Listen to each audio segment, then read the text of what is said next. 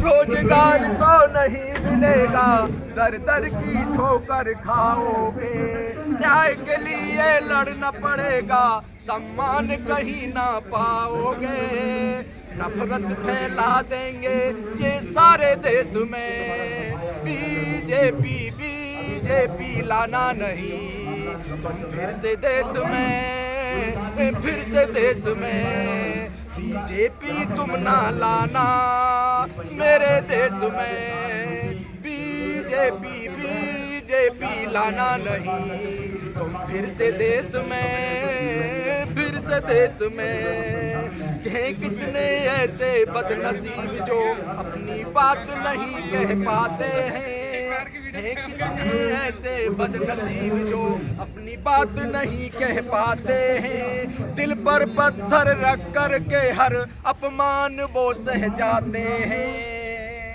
24 में मिलकर इन्हें हटा दो, तुमको देता संदेश में। बीजेपी बीजेपी लाना नहीं तुम फिर से देश में, फिर से देश में। बीजेपी तुम ना लाना फिर से देश में।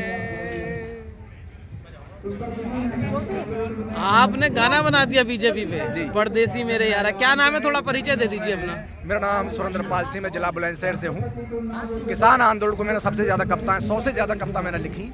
आज जो मुझे लगा कि महिला पहलवानों के साथ बहुत बुरा हुआ है, जिस तरह की जो देश का मान सम्मान जिन्होंने बढ़ाया, देश के लिए जिन्होंने मेडल दिलाया, आज उन्हीं को जंतर मंतर पे आके महीना से ज़्यादा समय हो चुका है, न्याय के लिए लड़ना पड़ रहा है।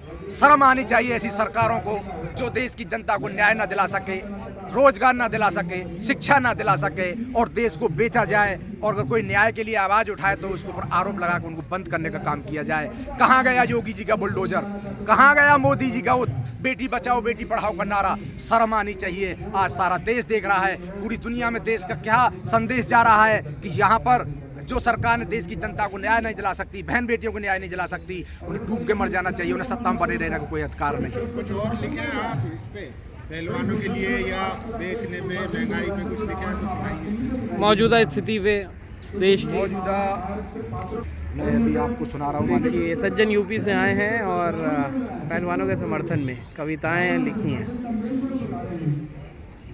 एक और कविता जो है उसके माध्यम से कोई मैसेज देंगे। देखिए, आज मैंने पूरे देश की जनता को, नौजवानों को, बहनों को, सबको मैंने एक संदेश दिया कि अगर यदि हमने आने वाले समय में इन बहनों का साथ नहीं दिया, इनको न्याय दिलाने के लिए इनके साथ खड़े नहीं हुए, तो आने वाले समय बहुत देर हो जाएगी। हमें इनके साथ आना है, इनको न्याय दिलाने तक इनके साथ खड़े रहना है। तुम इनके साथ आ जाओ, तुम इनके साथ आ जाओ मेरे देश के खिलाड़ियों।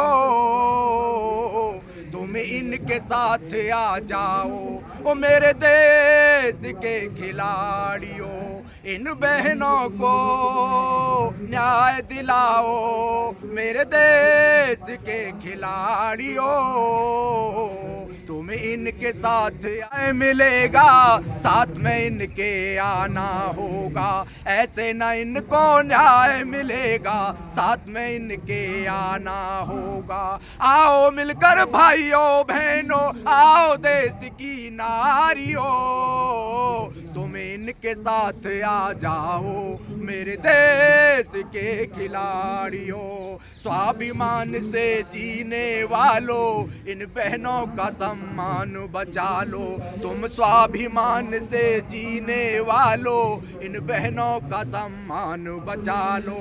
आओ मिलकर आवाज उठाओ ओ नौजवान मेरे साथियों। तुम इनके साथ आ जाओ मेरे देश के खिलाड़ियों। इन बहनों को न्याय दिलाओ मेरे देश के खिलाड़ियों, देश के लिए खेलने वाले, तिरंगा ये फहराने वाले, देश के लिए खेलने वाले, तिरंगा ये फहराने वाले, इनका ना अपमान कराओ, इनका ना अपमान कराओ, ओ मेरे देशवासियों, तुम इनके साथ आ जाओ, ओ मेरे देश के खिलाड़ियों। और न्याय के लिए लड़ना पड़े, अरे न्याय के लिए लड़ना पड़े, क्यों आती तुमको शर्म नहीं, बहुत हुआ वो रहा नहीं जाता, अब होता ये बर्दाश्त नहीं। अरे देश की जनता देख रही है, ये अपने मन में सोच रही है, क्या ये पहले वाला भारत है, हमें होता ये विश्वास नहीं। अरे देश की जनता देख रही है, ये अपने मन में सोच रही, अरे न्याय की खातिर लड़ना पड़े, क्यों आती तुमको शर्म नहीं, अपनी ही जनता पर तुम जुल्म करते हो, अरे झूठे आरोप लगा के तू बदनाम करते हो।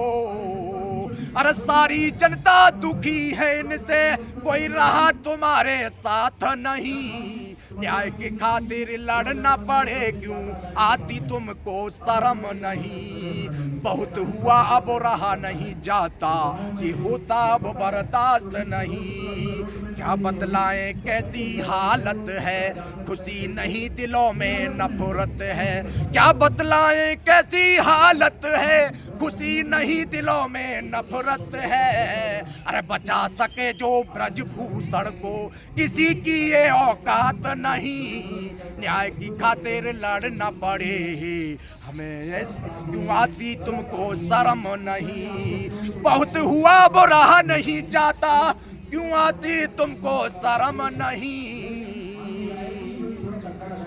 बहुत बहुत शुक्रिया जी। संसद भवन का जो उद्घाटन है उसके ऊपर कुछ क्या है, 9 साल मोदी जी के पूरे हो रहे हैं, उसमें जश्न मना रहे हैं, उस पर कुछ कविता है?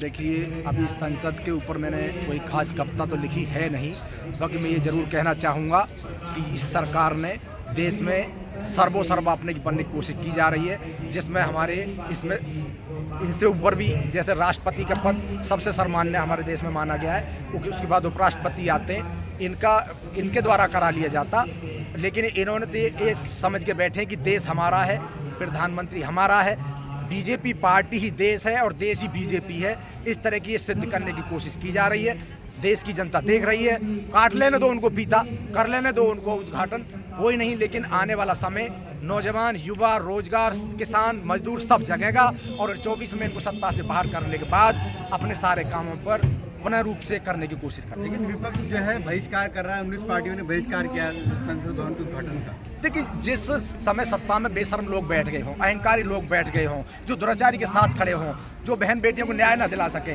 तो उनसे विपक्ष की आवाज़ सुनेंगे ऐसा मुझे भरोसा नहीं है, क्योंकि इन्होंने अभी तक विपक्ष को डराने का काम किया, जेल में डालने का काम किया है, तो ऐसा विपक्ष ने अपना तरह से जो रोल है वो निभा रहे हैं, लेकिन ज़्यादा अगर तड़क भड़क उन्होंने भी करे शायद उनको भी जेल में डाल दिया जाए। इस समय अघोषित इमरजेंसी देश में लागू है, अपने आप को बचाए रखना भी बहुत बड़ी चुनौती है। मोदी सरकार को 9 साल पूरे हो गए हैं, जश्न मना रहे हैं, तो कैसे गुजरे 9 साल, क्या मिला जनता को पिछले 9 साल में? देखिए, देश की जनता को भूखमरी मिली, देश की जनता को कोरोना मिला, देश की जनता को सड़कों पर तड़पते हुए गुजरी, कितने लोगों की जान चली गई और कितने लोगों को इन्होंने कोरोना के बहाने ठिकाने लगा दिया।